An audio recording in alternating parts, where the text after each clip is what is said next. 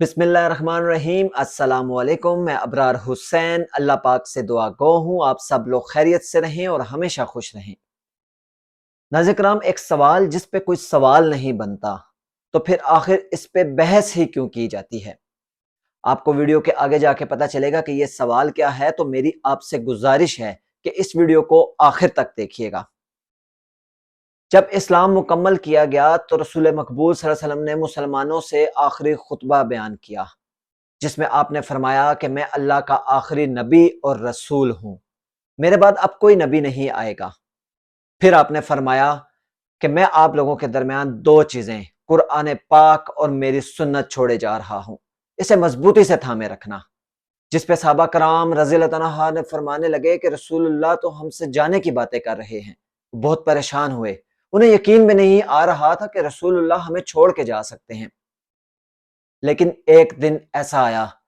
کہ رسول اللہ صلی اللہ علیہ وسلم نے دنیا والوں کی نظروں سے پردہ کیا،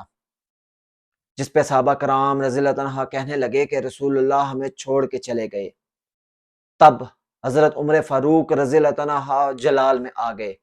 اور کہنے لگے کہ اگر اب کسی نے کہا کہ رسول اللہ ہمیں چھوڑ کے چلے گئے تو میری تلوار کی ایک ضرب ان کے لیے کافی ہوگی۔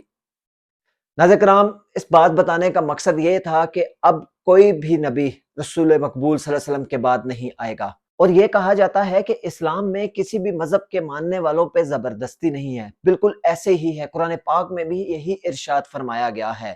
کہ جب کوئی اقلیت اپنا الگ مذہب ہونے کا دعویٰ کرے تو اسلام ان کے تمام حقوق پورا کرنے کا حکم دیتا ہے، ان پہ کوئی ظلم زبردستی کرنے کا حکم نہیں دیتا۔ لیکن اگر کوئی اسلام کا لبادہ اوڑھ کے اپنے آپ کو نبی بولے تو اسلام میں اس کی ایک ہی سزا ہے، اسے جہنم واصل کیا جائے، جس پہ میں ابرار حسین اللہ اور اس کے رسول صلی اللہ علیہ وسلم کو حاضر ناظر جان کے یہ کہتا ہوں کہ میں اپنی پہلی سانس سے لے کے آخری سانس تک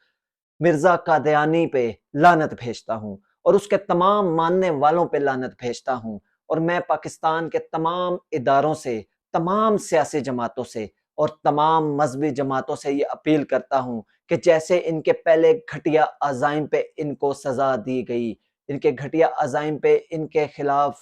آواز اٹھائی گئی، ایسے ہی ان کو سخت سے سخت سزا دی جائے کہ کسی کی دوبارہ جرت نہ ہو کہ وہ ختم نبوت صلی اللہ علیہ وسلم پہ آواز اٹھا سکے۔ پاکستان جیسے اسلامی ملک میں کوئی ہمارے پیارے آقا صلی اللہ علیہ وسلم کی شان میں گستاخی کرے، یہ ہم کبھی برداشت نہیں کریں گے۔ اور یہ قادیانی ملعون جو منکر اسلام ہیں، میں تمام پاکستانیوں کی طرف سے، تمام اسلامی ملکوں سے یہ گزارش کرتا ہوں کہ ان قادیانیوں کے خلاف سخت سے سخت قدم اٹھائے جائیں تاکہ کوئی دوبارہ قادیانی نبی ہونے کا دعویٰ نہ کر سکے، کوئی بھی کسی کی جرت نہ ہو کہ وہ ہمارے آقا صلی اللہ علیہ وسلم کی شان میں گستاخی کرے۔ میں اللہ پاک سے دعا گو ہوں، اللہ پاک ہمیں رسول مقبول صلی اللہ علیہ وسلم کی محبت میں ایمان کے ساتھ رکھے، آمین۔